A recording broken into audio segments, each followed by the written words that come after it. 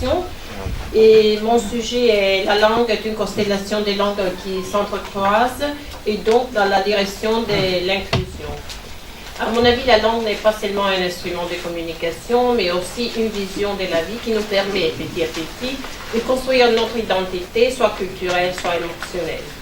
On parle en effet des langues maternelles, car les premiers mots d'une langue, on les apprit dans les moments de tendresse, au moment de repas, de se coucher, paroles qui nous donnent en même temps l'amour, la culture et nos premiers points de repère.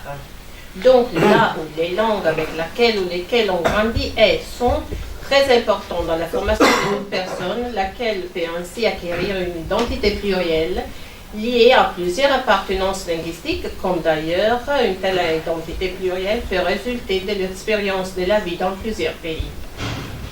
Comme le raconte l'écrivain franco-libanais, membre de l'Académie française Amin Maalouf dans son livre Les identités meurtrières, une langue pure n'existe pas, comme d'ailleurs n'existe pas une race pure.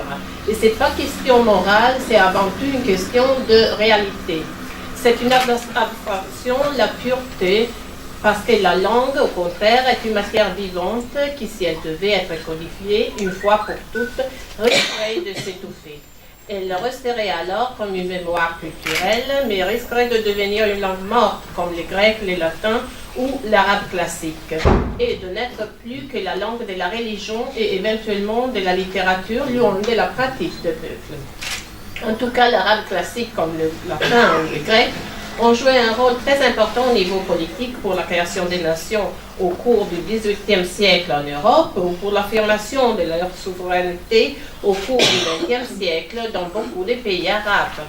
Les langues classiques étaient, sont et doivent rester la mémoire des peuples, bien sûr, mais il importe de ne pas oublier que ces langues, à présent mortes, entre guillemets, se sont constituées en absorbant des mots et des concepts qui venaient d'autres langues ou d'autres civilisations. Cette accumulation, interprétation linguistique raconte l'histoire des rencontres entre les peuples.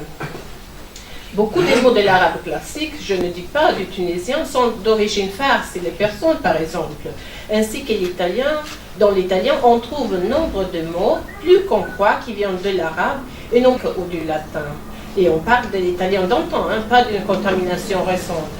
La codification de la langue pour la mettre à l'abri des contaminations risque donc de l'étouffer, alors qu'il n'existe pas une seule langue au monde qui ne soit nourrie que par elle-même. C'est la raison pour laquelle, lors de l'apprentissage d'une langue, l'on est naturellement conduit à rencontrer d'autres langues.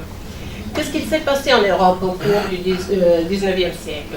La création des nations et la nécessité qui en a résulté de réaliser une communauté unie sous les mêmes règles ont conduit à l'adoption d'un seul drapeau, d'une seule langue, souvent d'une seule religion reconnue dans la Constitution, et encore d'un seul peuple.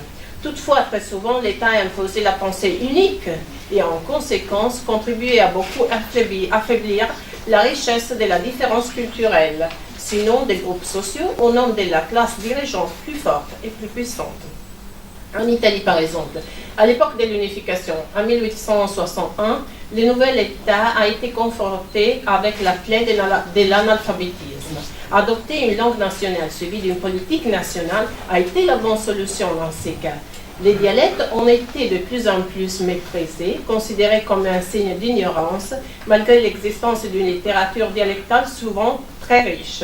En conséquence, en Italie, par exemple, le théâtre en dialecte est pratiquement disparu.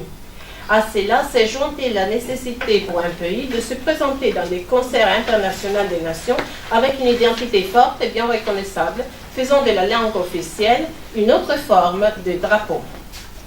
Une autre conséquence du nationalisme linguistique a été la disparition des langues minoritaires, prélude à l'exclusion de leurs locuteurs ou à l'assimilation d'une certaine partie de la population. L'écrivain gréco-turc Petros Markaris raconte l'Istanbul d'autrefois comme la ville des cultures, une ville où l'on pouvait entendre parler 7 langues différentes dans les mêmes quartiers. Mais à partir d'Atatürk, s'est produite une progressive diminution de cette richesse et parallèlement une diminution graduelle de la liberté d'expression. Le même phénomène s'est produit en Algérie, où les langues berbères ou tamazighs ont été écrasées soit par les Français, soit par les Arabes, puis enfin par les Algériens francophones ou bien arabophones. C'est ainsi que la voix des Berbères n'a pas été écoutée pendant longtemps. Or, les mots berbères, amazigh, au pluriel imazigen, signifient tout au contraire les hommes libres. Les langues berbères forment une branche de la famille des langues chamito-sémitiques ou afro-asiatiques ou afrasiennes. Elles couvrent une vaste aire géographique de l'Afrique du Nord, du Maroc jusqu'à l'Égypte, en passant par l'Algérie, la Tunisie, la Libye, ainsi que le Sahara et partie du Sahel ouest africain, avec de nombreux locuteurs au Mali et au Niger. On en dénombre une quarantaine de variétés. Il n'existe pas de chiffres officiels concernant le nombre de berbérophones, mais on estime le nombre de locuteurs à plus de 45 millions. L'avantage est que la langue tamazight a une grammaire et toute une littérature qui est maintenant enseignée dans des universités marocaines et même algériennes. Récemment, lorsque le journaliste et écrivain algérien, qui est un ami à moi, Hamid Green, est devenu ministre de la Culture en Algérie, l'obligation de l'étude d'une de ces langues nomades, entre guillemets, a été introduite dans les écoles de journalisme pour contribuer à une information ouverte. Et c'est une question très très importante. Dès lors, les populations du désert ont pu fêter leurs fêtes de leur calendrier et de plus en plus de festivals sont dédiés à la culture berbère. C'est là le pouvoir d'une langue. Et en Tunisie, existe officiellement un système bilingue, on dirait trilingue en réalité, qui fait partie de l'histoire de ce peuple, bien sûr. Alors pourquoi ne pas rendre une langue officielle le tunisien comme le voudraient certains?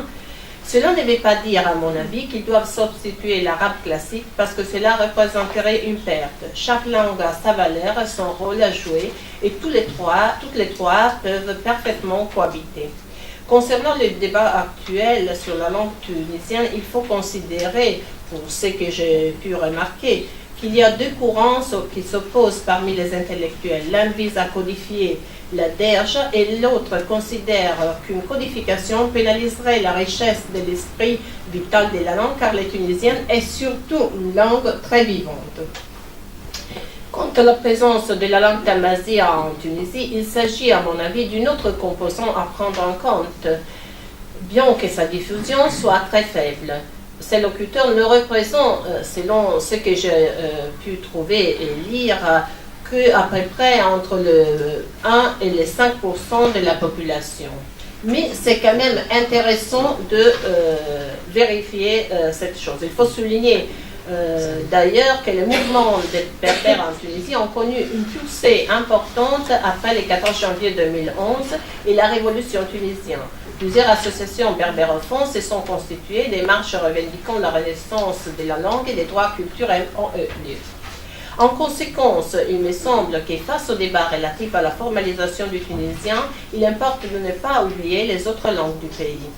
Je voudrais rappeler en conclusion que l'écrivain algérien Assia Gebar, francophone, a écrit en français en employant cette langue comme un butin de guerre, selon l'expression de l'écrivain kabyle Kateb Yassine, pour traduire dans un langage universel qui a joué le rôle d'un pont universel ces langues surtout parlées par les femmes tamazighs. Assia Gebar a su conserver la sonorité de leur langue dans sa traduction française. C'est un choix politique et ce n'est pas la seule solution, bien sûr. Ce que je vais dire pour terminer est qu'on doit aller vers l'ouverture à l'inclusion, au contraire de ce qu'il s'est passé en Italie par exemple, chaque fois qu'a ressurgi un débat sur l'utilisation des dialectes. Il importe, à mon avis, construire un univers linguistique qui soit, comme la société qui reflète pluriel et inclusif. Et c'est pour cela que j'ai apprécié beaucoup ce qu'il a dit, M. Etour, qui notre démarche sera descriptive et non pas prescriptive. Merci bien. Merci.